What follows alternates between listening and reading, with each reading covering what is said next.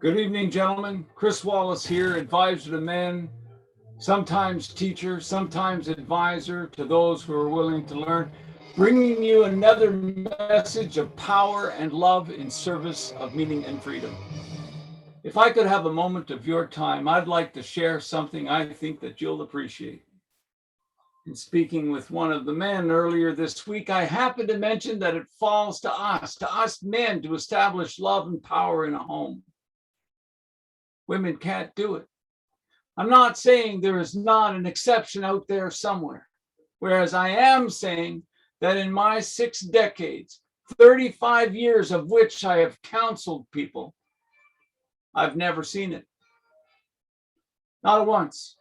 Not once in my time, both during my early antisocial period nor during my pro-social period over the last 3 or 4 decades, have I once encountered a woman, a mother, a wife, a girlfriend, or a significant other who has set down an expectation that love would prevail in her home.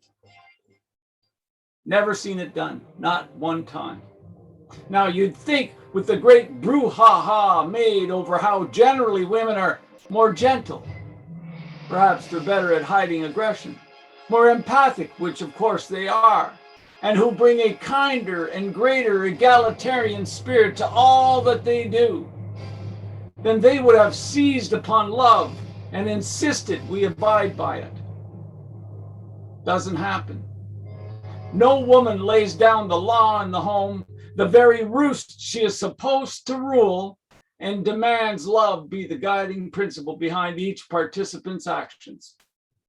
She doesn't do this. Why is that? Seems to me a natural fit. Well, I believe she doesn't for several reasons. Now, barring an exception, of course, in which case those numbers are so small, they don't disprove the rule. Let me explain. One of the oft mentioned subjects that I like to teach about is the caregiver spirit. It's an archetype, a kind of a spiritual instinct common to all of mankind. And it's derived from something Carl Jung called our collective unconscious. Now, the caregiver spirit is feminine. And so, wherever you go in the world, it is women who are predominantly caregivers. Men and women can each sub for each other and do what the other can within biological confines. But they tend to have preferences. And so, if a child makes it past toddler age, it's usually because of its mother. Mom is the primary attachment figure. She's the primary love in every boy and girl's life. Little girls, already being female, they realize early on that she emulates and surpasses mom. That's her goal. And she is mom already in a way, not little boys. In any case, the caregiver spirit uses empathy and compassion to grow the people around her. In this, she makes great sacrifices.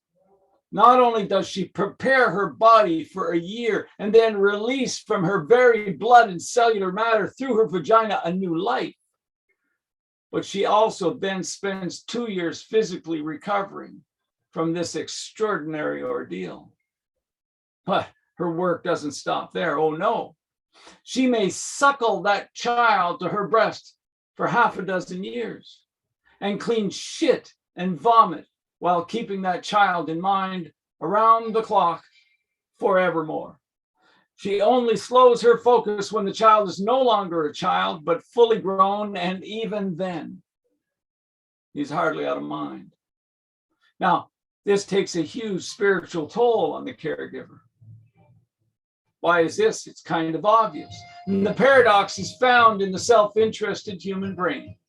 We are set up to put our own survival first, and yet we often put this aside.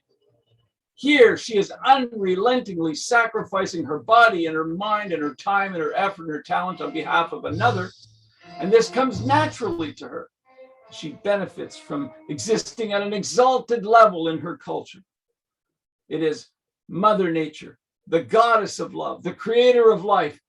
The women are wonderful effect. And she cannot escape her limitations, however, and has a keen sensitivity to martyrdom. She's of two minds.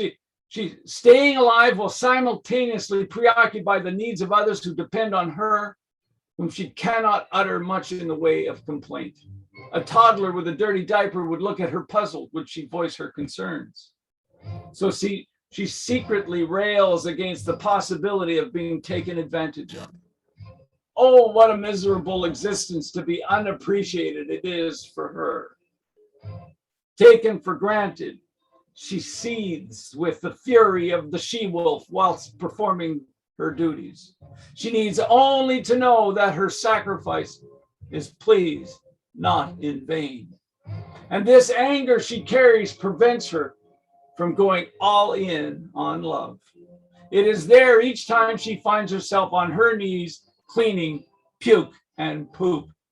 It is there each time she awakens in the night to sit and soothe a feverish child, in fear she may lose that which she holds so dear, an investment.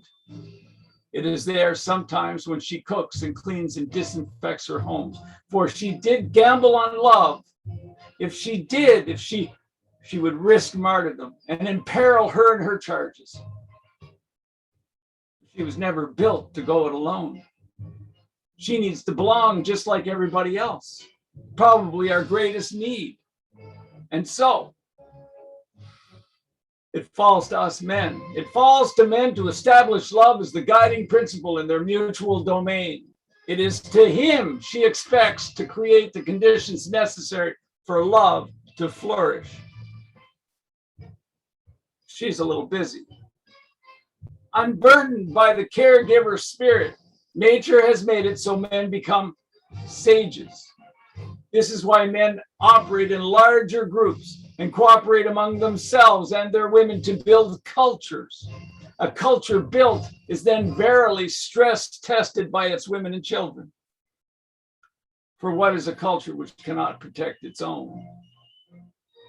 The sage archetype, the sage spiritual instinct in men seeks wisdom and knowledge while finding meaning in every life event. The sage spirit is involved in a continuous expansion of self in the nature of our existence. It is the sage's highest yearnings, truth and freedom. Unburdened by the caregiver spirit, men keep the family's treasure trove of love in reserve, like a storehouse of preserves ready for the bitter cold of winter. He is the provisioner, the greenhouse, the cold storage, the root cellar of sustaining love.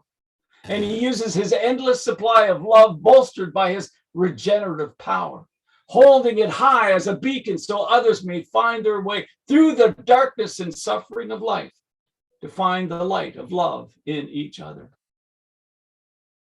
It falls to men, falls to you, falls to me, to use their power, to use our power, and love forces something else in service of each other, of ourselves, of others, to find meaning and freedom. This is how we men find our truth. This is how we men make a difference. This is what sets us men free.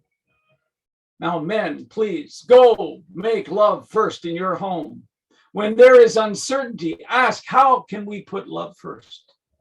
When there's discord, lead with love and power. When there's ordinary peace on ordinary days, remind everyone under your roof that it is love which sustains us. Do it often. And be that remarkable man, unafraid to use his masculine power in defense of those he loves. Thank you for listening. Once again, Chris Wallace here, Advisor to Men. Please find me at advisortomen.com and consider joining the Board of Directors Masterminds, where you can join other men in mutual support of each other's quest to live better lives. If this helps, please feel free to leave a comment below. I'd appreciate it. Until next time, stay powerful, true and free. Thank you once again.